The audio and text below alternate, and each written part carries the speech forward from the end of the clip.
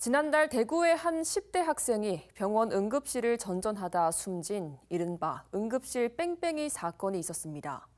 대구 지역 응급의료 체계의 허점을 여실히 드러낸 사건이었는데 대구시의회가 이를 방지하기 위한 조례 제정에 나섰습니다. 우성문 기자가 보도합니다.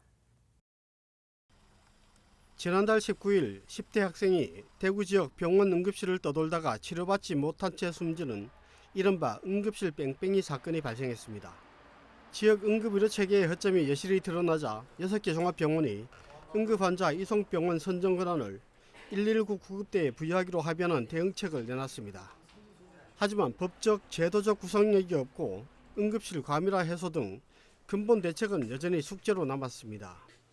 응급실 과밀화 상황이 이제 있는 상황에서는 그것 또한 이제 현실성이 있을까? 다른 광역시랑 비교를 했을 때 대구시가 턱없이 부족하다라는 그 결과도 있거든요. 실제로 대구시의회 이민환 의원이 대구시와 통계청 자료 등을 분석한 결과 대구 지역 병원 응급실은 사실상 포화 상태인 것으로 나타났습니다.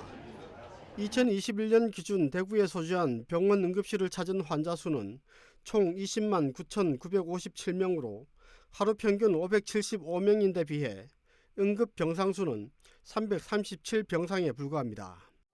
또 국회 강훈식 의원실 자료에 따르면 2020년 기준 대구 지역 병원 응급실의 치료 가능 사망률은 46.71명, 치료 가능 사망자 수는 1,130명으로 전국 17개 시도 중 충북, 인천, 강원, 전남, 경북에 이어 6번째로 많습니다.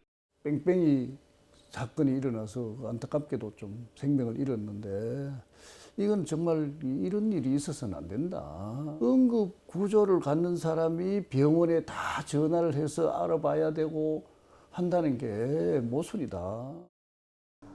이에 따라 이민환 의원은 제도적으로 응급 환자의 이송 체계 개선 등 응급의료 대응 체계를 강화하기 위해 응급의료 지원에 관한 조례 전부 개정 조례안을 발의했습니다. 조례안은 지역 응급의료 이송 체계를 마련하고 응급의료기관 간 협력 체계를 구축하도록 했습니다. 응급의료위원회와 응급의료지원단을 설치 운영토록 해 응급실 과밀화 문제 해결과 의료기관 네트워크 구축에 나서도록 했습니다.